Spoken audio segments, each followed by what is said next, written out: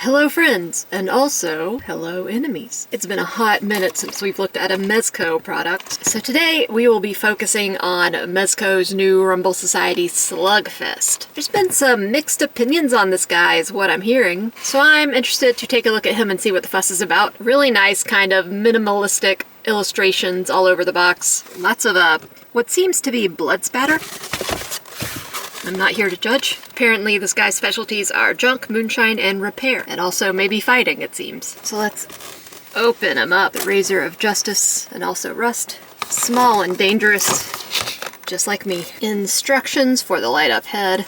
Going to need those. Alright, so first things first, let's talk about proportions, because there has been a bit of discourse about the proportions on this guy. Some people have said that he looks like a small character and that's why they don't want him. And that's fine. I mean, why would you get a figure you don't want? But counterpoint, he is a very large character. The proportions are this way because he is reuse of the Bluto body. And Bluto, as we know, is a very large fella. I think what might be adding more confusion to the proportion talk is the size of his head. He's got a very large, like, I don't know what this is. I assume it's a robot head, but it could be a helmet of some sort. I don't know. And then his jumpsuit kind of hangs down a little low, so yeah, that adds to the kind of strangeness of the proportions. But, and I usually save this for the last part of the video, but we're just gonna go ahead and talk about it. When you compare him to someone like Captain Nemo, you can see he is very, very large. And then going a step further, putting aside Nemo, and grabbing an even smaller character like Doc Nocturnal, you can see there's quite a big difference. It's just all in the build right here. He's got the Bluto body. And really, who doesn't want that? So anyway, I just thought I would talk about that a little bit before we moved on. Oh no, Bluto's hat fell off. Yeah. Looking good. So I will admit that I was more interested in him when I thought he was just all robot. I really like robot designs, but this guy seems to be a cyborg of some sort, which I'm not as into, but he looks pretty cool IMO. That means, in my opinion. I'm sure you knew that. I mean, the jumpsuit alone is so cool. The way they do soft goods is just like next level every time. And the saw blade on the head, it's actually kind of sharp. So be careful. You can tell this guy has gone through a lot of wear and tear. The paint job is faded, there's a ton of pitting on his head, or mask, some electronics in the back. It's gotta be his head, right?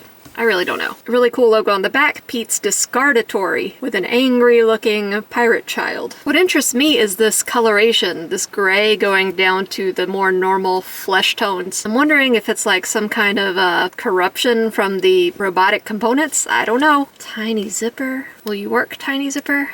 Get this guy to stop flashing his chest at me. Whoop. There we go. Flashing averted. He's got a cute little name tag embroidered on there. Real pockets! We all know women love pockets. I don't know, with his suit zipped up all the way, I can pretend he's a pure robot man. Really cool designs on the robotic parts of him. His shoes, I think, are also just reuse from Bluto. Yeah. They're just black instead of brown. I don't know, personally, I think the Bluto body type is a really cool body. It has a really interesting and very larger-than-life silhouette, so I like that they have reused it, at least for this. So much cool, like, wear and tear on this outfit. Some oil spots, some dirt where he sat down. I'm not gonna lie, though, looking so hard at this vertical pinstripe pattern is really doing something weird to my eyeballs. You know the thing where you look at a pattern for a long time and then you, like, see it everywhere else? That's what I'm getting. But that's a personal problem. You probably won't hyper-focus on his outfit enough to do that. So he's got a collar underneath here, really nicely dry brushed. So that kind of ties the robot head in with the fleshy body. Get back down there. Another thing is that the head lights up. Boop. But a word of warning. So you guys remember when I showed you these instructions earlier? This is actually backwards, this diagram on how to put the batteries in. I put them in that way and it did not work. Put them in the opposite way and that worked. So yeah, if yours isn't working, just try it the other way around. It might work then. I don't know why the diagram is backwards, but it is. Another thing I will say, we're not quite into accessories yet, but I want to go ahead and mention this. This is another alternate head he comes with, and something happened with the screw. Like maybe it was screwed in too tight and just went past the point of no return because it will not come out. The only way we could get this piece out is by damaging it, and we don't want to do that. We're just going to contact Mezco. So yeah, for now, this one will not have batteries in it. It's just like no amount of turning will get that screw out. But yeah, alternate head, we'll look at this more later. Let's put your noggin back on. And look at articulation, everyone's favorite section. Decent range of movement on the head. It's not going to go back too much, but you've got a good amount of up and down. Of course, you've got the swivel. Big, chunky joint. Ooh, and lots of flex there. Do be careful with this fabric up here, because these big muscles plus thin fabric do not equal a good time. That's a pretty good range of movement on that arm. So you're not going to get too much on the forearm. These gauntlets do twist though. You've got kind of crunchy movement on the hand. I'm gonna look at this a little bit. Ugh. Right, I don't know why that joint was being so crunchy. I think maybe some of this plastic just didn't get trimmed off. Some flashing is in there. Let's make him indecent again. The zipper is so tiny, even for my delicate lady fingers. Oh, that's another thing about the batteries in the head, is that it was very difficult to get the batteries in, even though I have small fingers. They just want to kind of slip out into the wrong position. So maybe use tweezers. Ooh, he's got some bruising. He's a little bit bruised up. Looks like he might have a twist here. Yeah, he's got some twists, some crunch. Not much, and of course, again, you don't want to stress it too much while this jumpsuit is on. I'm going to assume not much articulation in the legs because Bluto body type have short legs. Decent range of movement in the knee, however, unlike the forearms. That jumpsuit material does want to strain a little bit. Though it is a fairly loose jumpsuit, so you're not going to run into problems immediately. It's just when you stress it a little bit too hard. Let's make you decent again, buddy. I know. You have dignity. So all in all, I'd say a pretty good range of movement on him given his body type. The joints are going to be a little chunky. It might take a little bit of doing to put him in whatever pose you need to put him in, but I think a little bit of patience will get you far. Something I've never said about myself. So let's move on to accessories. Whoop. We touched on this a little bit earlier, but ooh, it's got dog hair in it already. Dog hair is my life. Oh, so much dog hair. Where the hell does dog hair come from? I swear, there are places in this house that my dog has never been. Somehow her hair just ends up there. Anyway, so like all other Rumble Society members, he comes with his own stand, personalized, it looks really cool, and of course a bag to put all your accessories in. He will come with the basics, like an extra head that we can't get the battery compartment open on. So I'm just going to switch this out really quick. Oh, watch out for that collar. This long piece goes in the front, and it wants to come off very easily. Let me see if I like this head more. It's a little simpler than the other one. I don't know if I like it more. It does remind me of like the TV-headed people in Saga, if anyone here reads that. Like there's an entire race of people, I guess they're robots with TVs for heads. I never really understood how that worked, but I guess you don't need to. Saga is a fantastic story. I had to stop reading it because it made me very depressed. But yeah, I think I prefer this head. So let's pop that back off and put this one back on, since this also is the one that actually has batteries in it.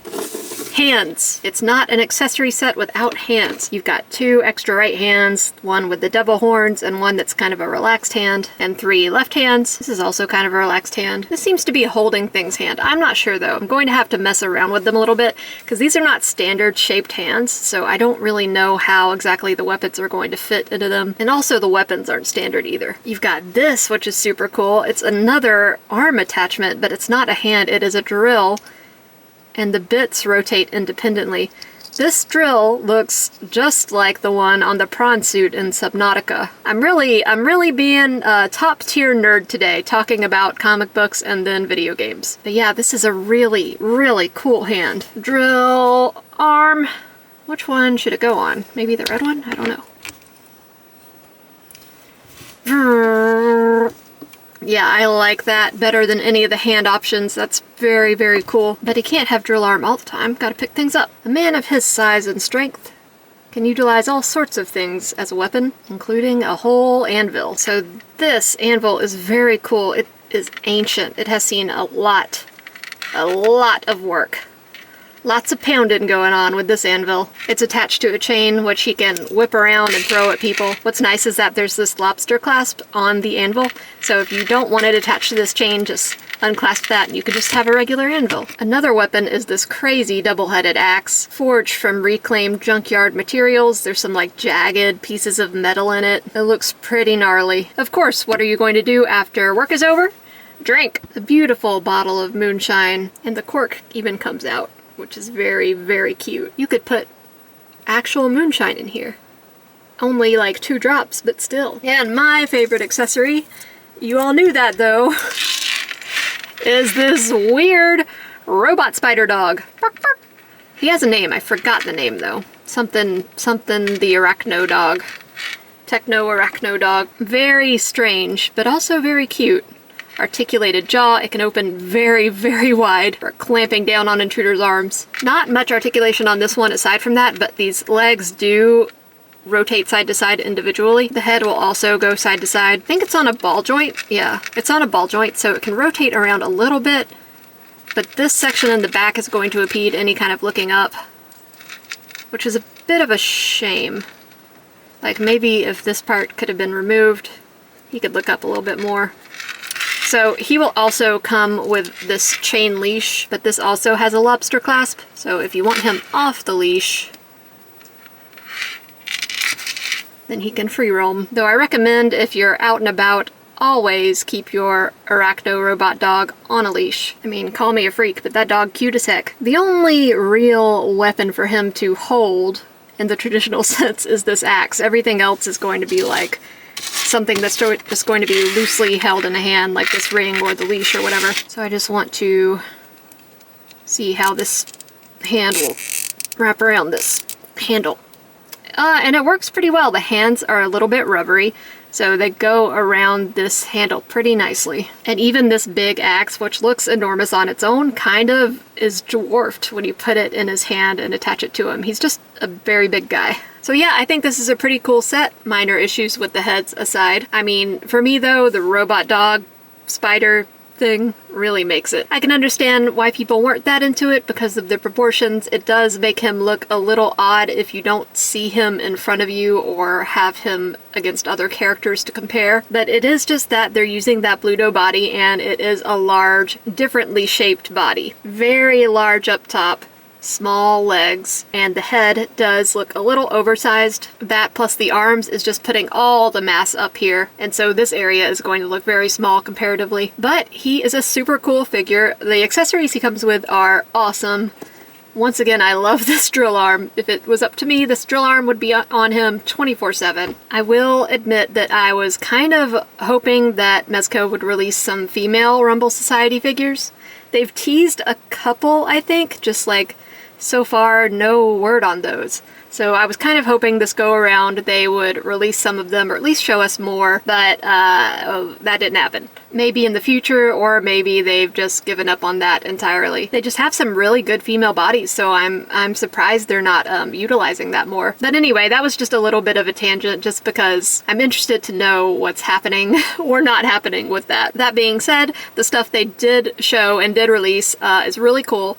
And I'm glad we got this. I like him. The dog just pushes it over the edge into worth it for me. So, thank you so much for watching. Likes and subscribes are very much appreciated. Comments are more than welcome, and I will see you guys on the next one.